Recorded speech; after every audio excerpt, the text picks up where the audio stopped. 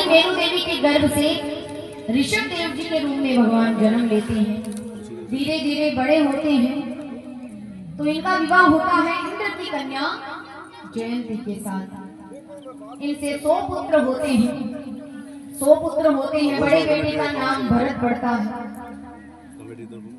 कुछ दिनों के बाद अपने बड़े बेटे को राजा बनाकर स्वयं ऋषभ देव जी वन में चले जाते हैं तपस्या करने के लिए। भरत जी बड़ी सूझबूझ से प्रजा का पालन करते हैं, शासन करते हैं। कुछ समय बाद राज्य और आगे अपने वंश में जो बचे थे उन्हें संभालकर स्वयं वो वन में चले जाते हैं। एक बार नेपाल में वो एक गंडकी नामक नदी में स्नान कर रहे थे। तो नदी के एक तरफ मृग का समूह था। मृग यानी हरण, हिरण का समूह था। और उस मृग समूह में एक मृग मादा भी थी जो कि गर्भवती थी। तभी वहां सिंह की गर्जना होती है तो डरकर सभी मृग नदी के दूसरी तरफ छलांग लगाने लगते हैं। अब सबने छलांग लगाई तो उस मृग मादा ने भी छलांग लगाई। तो छलांग लगाते ही उसके गर्भ में जो बालक था वो नीचे नदी में गिरता है। हम नदी में भरत जी नहा रहे थे तो उन्होंने पकड़ लिया। अब यहाँ भरत जी तो उन्होंने सब कुछ त्याग दिया था, अपना राज्य छोड़कर वन में आए थे ताकि मैं तप कर सकूं, ठाकुर जी की प्राप्ति कर सकूं। पर यहाँ भरत जी उस मृग बालक को अपनी कुटिया में लेकर आ गए वन में। मृग माता की तो मृत्यु हो गई, उस बालक को भरत जी अपनी कुटिया में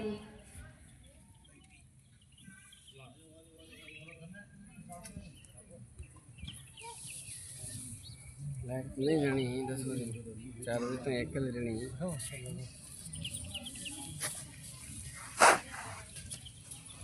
मार दे कट कोई की मोटी बात है। 2-4 मिनट लगी।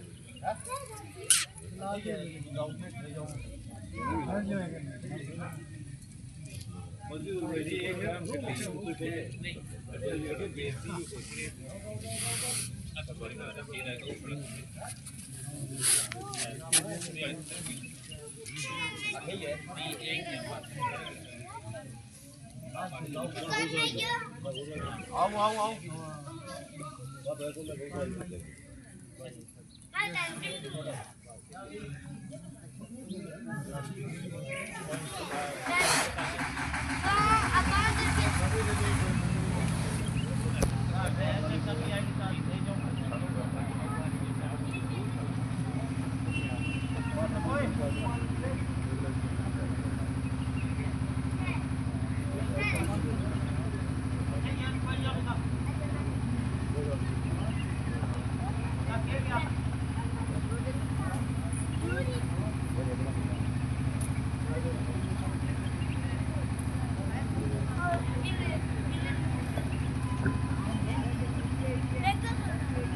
वृक्ष कन्हैया लाल की। तो उस मृग बालक को भरत जी अपनी कुटिया में लेकर आ जाते हैं। अब दिन भर उस मृग बालक के साथ रहते भरत जी। और ये स्वाभाविक बात है, जीव का स्वभाव है कि अगर वो किसी के साथ 24 घंटा रहे तो वो बढ़ ही जाता है। तो यहाँ वो मृग बालक के साथ दिन भर उसके साथ ही रहते, सोना उसके साथ, खाना उसके साथ, पूजा उसके साथ करना, सारे कार्य उस मृग बालक के साथ करते भरत जी। तो एक दिन वो अपनी कुटिया में पूजा की तैयारी कर रहे थे। मृग बालक बाहर खेल रहा था। तभी वहां मृग का समूह आता है और वो मृग बालक उस समूह के साथ ही चला जाता है। इधर भरत जी पूजा की तैयारियां कर बाहर आते हैं कुटिया से। देखते हैं इधर उधर मृग बालक कहाँ है, मृग बालक नहीं है तो उसे ढूंढ रहे हैं। हर जगह ढूंढ रहे हैं मृग बालक कहाँ गया, मृग बालक कहाँ गया, मृग बालक कहाँ गया। ना खाने की सोच, ना पीने की सोच, दिन भर हर वक्त केवल यही कहते रहते हो, मृग बालक कहाँ गया, मृग बालक कहाँ गया। अंत समय आता है, अंत समय में भी उनके मुख में यही नाम था, मृग बालक कहाँ गया, मृग बालक कहाँ गया। अब कहते हैं कि अंत समय में जिसका नाम मुख में लो वो ही योनि प्राप्त होती है, तो दूसरी योनि उन्हें मृग की प्राप्त हुई। अपने राज्य काल में उन्होंने बहुत पुण्य किए थे जिससे उनकी बुद्धि भ्रष्ट नहीं हुई थी। अब बुद्धि भ्रष्ट नहीं हुई, उन्हें सब कुछ याद था कि कैसे मैं एक मृग बालक के मोह में इतना पड़ गया कि जहां अंत समय में मुझे भगवान का नाम लेना था, मैं उस मृग बालक का नाम ले रहा था। उन्हें बड़ा दुख होता है। तो इस जन्म में वो मन में ठाकुर जी का जाप करते, सही समय पर स्नान करते, तो इस कारण दूसरी योनि उन्हें ब्राह्मण की प्राप्त होती है। फिर से एक ब्राह्मण के घर पर उनका जन्म होता है। अब यहाँ ब्राह्मण के दो पत्नियां थी, एक स्त्री से कुछ बालक थे और एक स्त्री से एक बालक और एक कन्या थी। वो एक बालक भरत जी ही थे महाराज, और संयोग ऐसा कि इस जन्म में भी उनका नाम भरत ही पड़ा। और वो बहुत सीधे थे, भोले भाले से थे।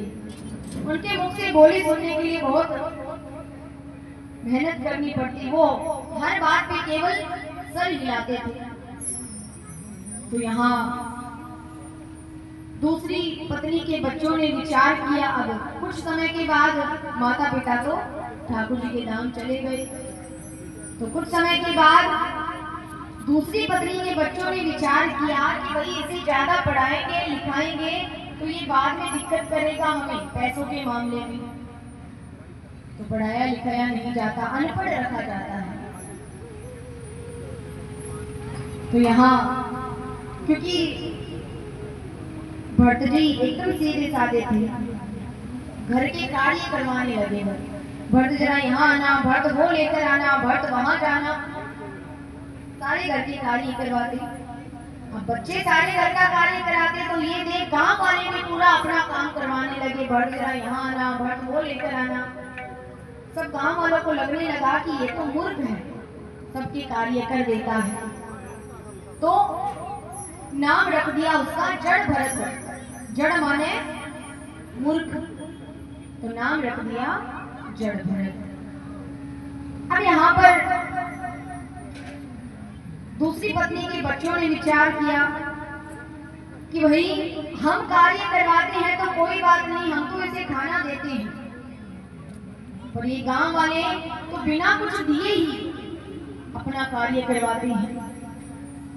तो एक काम करते हैं, इसे अपने गांव के बाहर जो खेत है उसमें रहने के लिए भेज देते हैं। तो यहाँ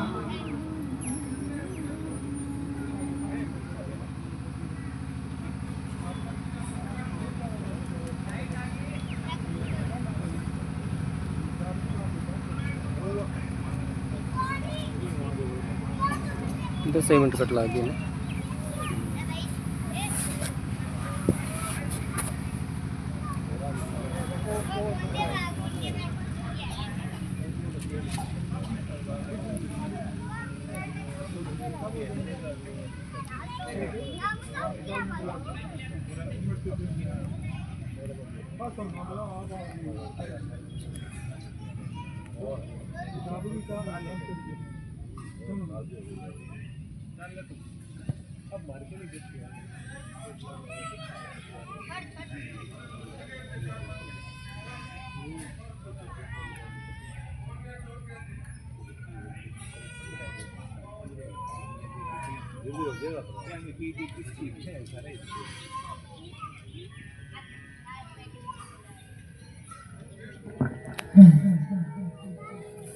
तुम्हारा दूसरी पत्नी के बच्चों ने विचार किया कि इसे गांव के बाहर जो हमारा खेत है उसमें रहने के लिए भेज देते हैं, खेत की रखवाली करता रहेगा। तो पत्नियों ने कहा वहां रोज रोज भोजन कौन पहुंचाएगा, बोले कुछ दिन पहुंचाएंगे फिर बंद कर देंगे, खुद ही अपने आप कोई ना कोई व्यवस्था कर ही लेगा। तो भट्ट जी को भेज दिया जाता है गांव के बाहर खेत में। अब यहाँ कुछ दिन तो भोजन आता है फिर बंद हो जाता है, भोजन नहीं आ रहा।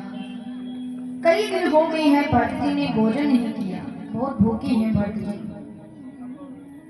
अब यहाँ उसी खेत के पास एक प्राचीन भद्रकाली माता का मंदिर था। ये बात हर जगह फैली हुई थी कि अगर उस मंदिर में किसी की बलि चढ़ा दो तो माता मुंह मांगा वरदान देती है। अब ये बात सुनकर कुछ डाकू आते हैं जो डकैती करते हैं। तो यहाँ डाकुओं के एक सरदार ने कहा कि देखो आसपास कोई ना कोई जरूर मिल जाएगा, उसे लेकर आ जाना, उसकी बलि चढ़ाएंगे और फिर माता से इतना धन मांग लेंगे कि डकैती करने की जरूरत ही नहीं पड़ेगी। तो सभी डाकू इधर उधर देखते हैं तो पास में भट्ट जी ही बैठे थे। भट्ट जी को कहा जाता है लेकर आते हैं मंदिर में। अब बलि चढ़ाने से पहले तो खूब आओ भक्त किया जाता है, भट्ट जी को अच्छा भोजन दिया जा रहा है। अब वो इतने दिनों से भूखे हैं कि दोनों हाथों से भोजन करने लग जाते हैं और जब भोजन कर तृप्त हो जाते हैं तब एक डाकू को अपने पास बुलाते हैं, इधर आना। वो डाकू जाता है भट्ट जी के पास। तो भट्ट जी कहते हैं कि आज कोई उत्सव है क्या? बोले कैसे? बोले मुझे आज इतना अच्छा भोजन दिया जा रहा है, आज कोई उत्सव है क्या? बोले नहीं उत्सव नहीं है, आज तुम्हारी बलि चढ़ाई जाएगी। भट्ट जी कहते हैं अच्छा तो मेरी बलि रोज चढ़ा दिया करो, मैं यही पास में ही रहता हूँ।